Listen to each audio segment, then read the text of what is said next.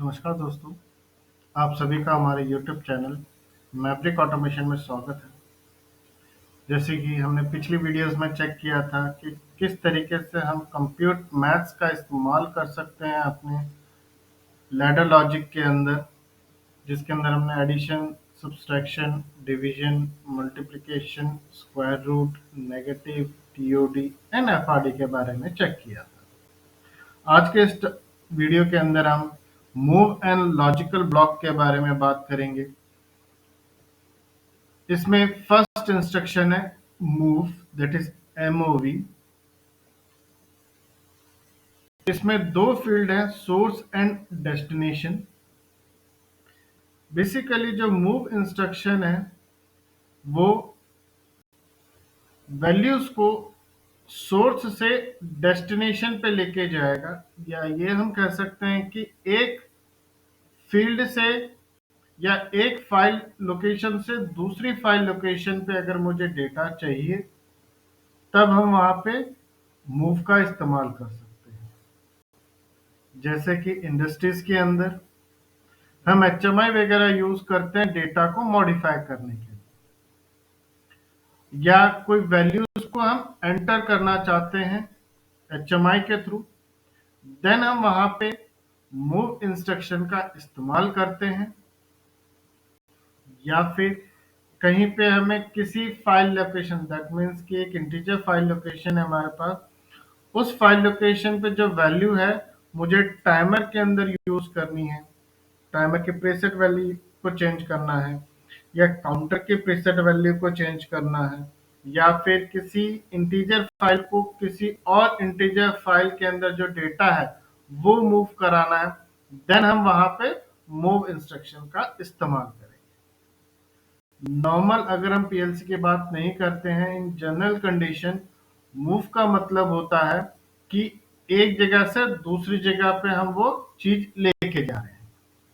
लेकिन पीएलसी के अंदर जो मूव इंस्ट्रक्शन होगा वो सिर्फ सोर्स से वैल्यू को सिर्फ एक कॉपी करेगा या उसको डुप्लीकेट करेगा और डेस्टिनेशन पे पेस्ट करेगा, लेकिन ओरिजिनल वैल्यू जो है वो सोर्स पे रहेगी। लेकिन नॉर्मल अगर डे टू डे लाइफ की बात करते हैं तो वहाँ पे मूव का मतलब क्या हुआ कि एक जगह से हमने मटेरियल उठाया और दूसरी जगह जाके उसको प्लेस कर दिया, लेकिन जो ओरिजिनल पोजीशन थी मटेरियल की वहाँ पे कुछ भी नहीं है। अगर इसी तरीके से हम वैल्यूज की बात करते हैं तो अगर हम मान लेते हैं कि एक वैल्यू 10 पिक करते हैं एक लोकेशन से, उसको हमने दूसरी लोकेशन पे ड्रॉप डाउन कर दिया, तो ओरिजिनल जो उसकी सोर्स थी वो 0 हो गई और सारी की सारी वैल्यू हमारी डेस्टिनेशन पे चली जाती है। लेकिन पीएलसी के अंदर जो मूव इंस्ट्रक्शन है वो सिर्फ एक वैल्यू को कॉपी करेगा from source to destination.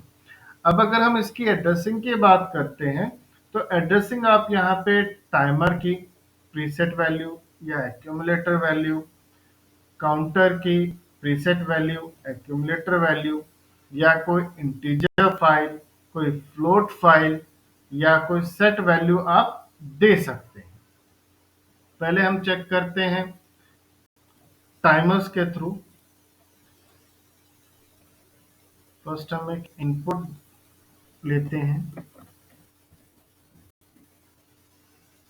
Then एक टाइमर T4:0। अभी हम प्रीसेट कोई वैल्यू नहीं रखते हैं, 0। नेक्स्ट हम मूव इंस्ट्रक्शन पे चलते हैं।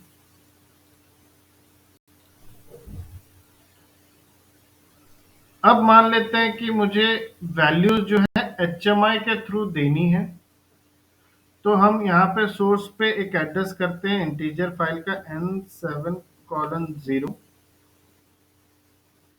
जब हम एचएमआई से जो वैल्यू देंगे n7:0 में, वो वैल्यू मूव होके मेरे टाइमर में जानी चाहिए, तो टाइमर की प्रीसेट वैल्यू चेंज हो जाए। तो उसके लिए हम डेस्टिनेशन पे टाइमर की जो प्रीसेट है, प्रीसेट वैल्यू, उसे हम देंगे। डाउनलोड करके चेक करते हैं।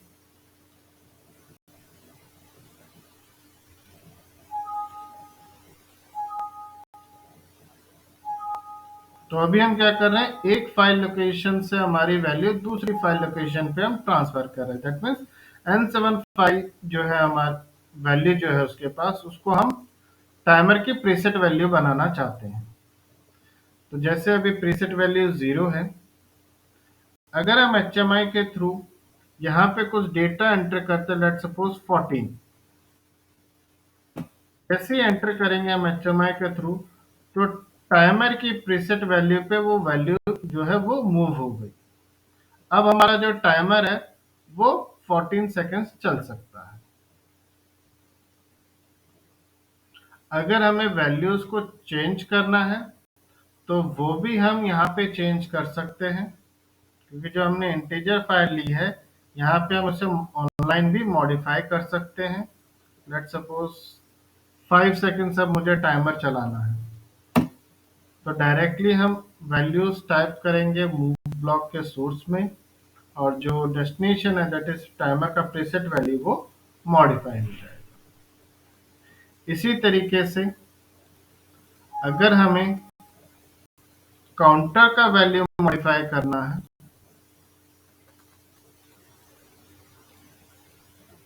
तो हम सीपीयू ले लेते हैं, सीपीयू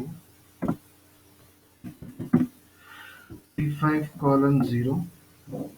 मान लेते हैं कि एक वैल्यू हम पहले से ही डिफाइन करके चलते हैं 5 पल्स। अभी हम क्या करते हैं कि जैसे काउंटर की डन बिट आएगी C5:0/dn बिट, तो हम करते हैं कि हमारी एक integer file value that is 10,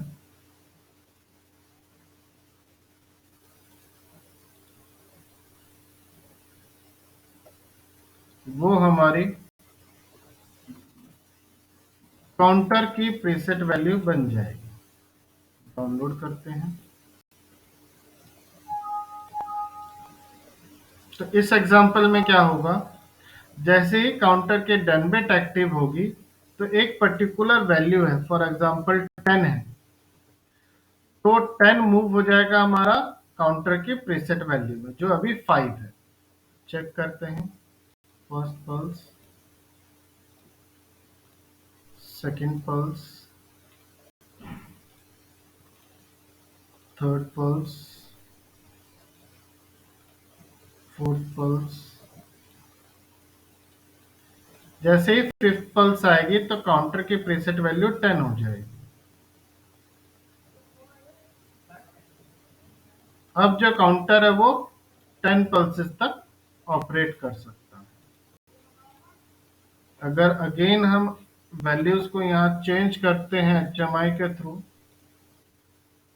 then जैसे अब काउंटर की वैल्यू 10 होगी, अगेन डन बिट ऑपरेट होगा और मूव ब्लॉक एक्टिव होगा, जिसकी वजह से काउंटर की जो प्रीसेट वैल्यू है वो 15 हो जाएगी। अब काउंटर 15 तक ऑपरेट कर सकता है। अगर हमें कहीं direct values integer file to integer file में मूव करानी है,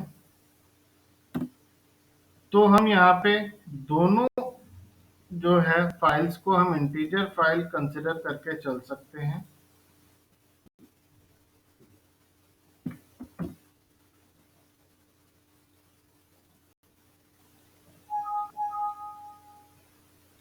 अब जैसे ही कोई वैल्यू हम पुटअप करेंगे और एंटर करेंगे तो वो ऑटोमेटिकली मूव हो जाएगी दूसरी फाइल लोकेशन।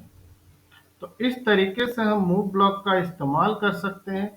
कहीं पे भी अगर मुझे कोई डेटा एक फाइल लोकेशन से दूसरी फाइल लोकेशन पे अगर मुझे ट्रांसफर करना हो, फाइल लोकेशन हमारे यहाँ कुछ भी हो सकती है, जैसे टाइमर की प्रीसेट वैल्यू, एक्यूमुलेटर वैल्यू, या कोई इंटीजर फाइल, या फिर कोई फ्लोट वैल्यू।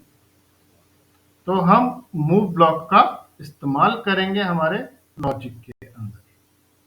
या फिर जैसे कि कहीं से एनालॉग सिग्नल्स आ रहे हैं, वो डायरेक्टली हमारा रजिस्टर में हम यूज ना करके उसको हम मूव कराएंगे एक पर्टिकुलर रजिस्टर में, देन हम उसको फॉरवर्ड अगर यूज करना चाहते हैं देन भी हम वहां पे मूव इंस्ट्रक्शन का इस्तेमाल कर सकते हैं।